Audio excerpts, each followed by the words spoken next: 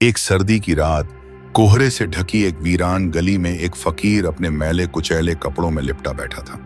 उसकी आंखों में गजब की गहराई थी, मानो उसमें सदियों का दर्द समाया हो। राहगीर आते जाते उसे नजरअंदाज कर रहे थे, पर वो बस एकटक किसी अनजान दिशा में देखे जा रहा था। तभी दूर से एक छोटी बच्ची लड़खड़ाती हुई उसके पास आई। उसकी उम्र शायद 7-8 साल रही होगी। फटे पुराने कपड़ों में कांपती हुई उसकी आंखों में डर और मजबूरी साफ झलक रही थी। लड़की फकीर से कहती है, बाबा मेरी मदद करोगे? उसकी पतली आवाज कंपा रही थी। फकीर ने अपनी धुंधली आंखों से उसे देखा और धीमे से पूछा, क्या हुआ बेटी?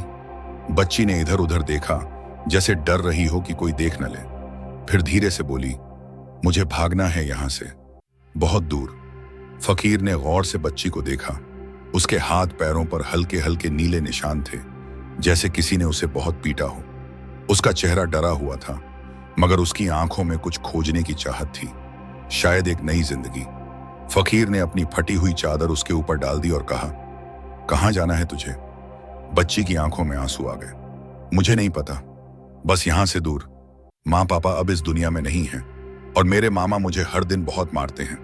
मैं उनके साथ नहीं रह सकती। फकीर कुछ पल चुप रहा, फिर बोला, चल मेरे साथ चल।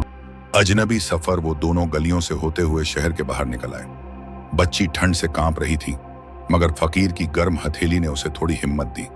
चलते चलते उन्होंने एक नदी के किनारे पड़ाव डाला। फकीर ने अपनी पोटली से सूखी रोटी निकाली और बच्ची को दी। वो भूखी थी, झट से खाने लगी। फकीर ने पूछा, तू कहां जाएगी? बच्ची चुप रही, फिर धीरे से बोली, क्या आप मुझे अपने साथ रख सकते हो? फकीर मुस्कुराया, मैं तो खुद एक मुसाफिर हूं बेटी, मगर हां, जब तक मेरे पास कुछ है तुझे भूखा नहीं सोने दूंगा। बच्ची ने पहली बार राहत की सांस ली। कुछ दिन ऐसे ही बीत गए। फकीर अब बच्ची को अपनी बेटी की तरह मानने लगा था।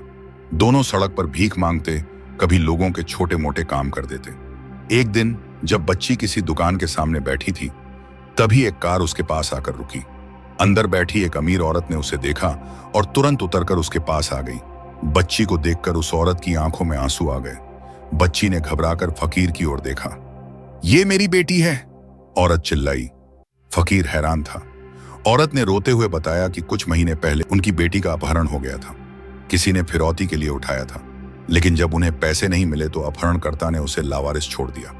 बच्ची को अब सब याद आने लगा था, उसकी मां की गोद की खुशबू, उसके पिता की आवाज। फकीर शांत खड़ा रहा। बच्ची की आंखों में आंसू थे। तू जाना चाहती है? फकीर ने पूछा। बच्ची चुप रही, फिर दौड़कर फकीर के गले लग गई। आपको भी चलना होगा, उसने रोते हुए कहा। औरत ने दुखी नजरों से फकीर की ओर देखा।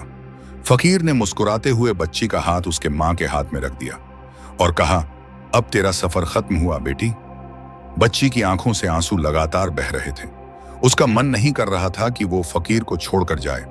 वो चाहती थी कि बाबा हमेशा उसके साथ रहें, जैसे इन बीते दिनों में हर मुश्किल में उसके साथ खड़े रहे थे। उसने मां का हाथ पकड़ने के बजाय फकीर का हाथ और कसकर पकड़ लिया और बोली, आप भी मेरे साथ चलो, मैं आपको छोड़कर नहीं जा सकती, उसने दबी आवाज में कहा। फकीर ने प्यार से उसके सिर पर हाथ फेरा। उसकी आंखों में भी हल्की नमी थी, मगर उसने मुस्कुराकर कहा, बेटी तेरा सफर यहीं खत्म होता है, लेकिन मेरा सफर अभी बाकी है। बच्ची और जोर से रोने लगी।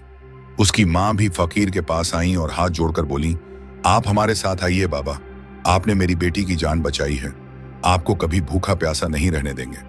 फिर उसने बच्ची को अपने पास खींचा और गले से लगा लिया। फकीर बोला, बेटी जब भी मेरी याद आए तो उस चांद को देख लेना, मैं भी वहीं देखूंगा, फिर हम दूर होकर भी साथ होंगे। बच्ची सुबक रही थी, वो कुछ कह नहीं पा रही थी, बस सिर हिलाकर हां कर दी। फकीर धीरे धीरे पीछे हटने लगा। उसकी कमजोर टांगें उसे किसी अनजानी मंजिल की ओर लिए जा रही थीं। बच्ची ने आखिरी बार उसे पुकारा, बाबा। फकीर पलटा, मुस्कुराया और धीरे से बोला, खुदा हाफिज बेटी। बच्ची मां की गोद में गिर पड़ी, मगर उसकी नजरें तब तक फकीर को देखती रहीं जब तक वो भीड़ में खो नहीं गया। कोहरे में लिपटा वो बूढ़ा फकीर एक बार फिर उसी अनजान रास्ते की ओर बढ़ रहा था, जहां से उसने न जाने कितने साल पहले सफर शुरू किया था। मगर आज उसके चेहरे पर एक अलग सुकून था। उसने किसी को बेटी पाया था, वो फकीर मुस्कुराते हुए भीड़ में जैसा कहीं गायब हो गया।